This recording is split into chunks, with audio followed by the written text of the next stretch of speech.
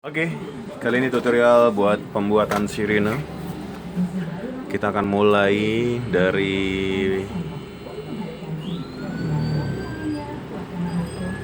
program dulu, deklarasi fungsi pin-pinnya. Oke. Mungkin seperti ini sampelnya.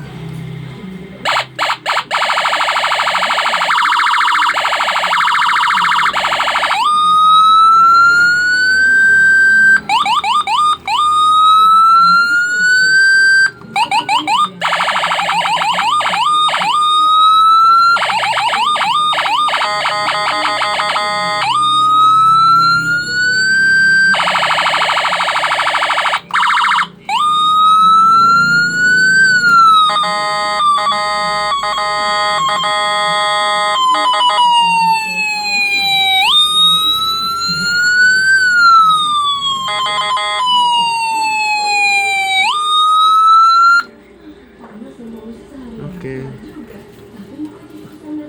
Ini model lain lagi.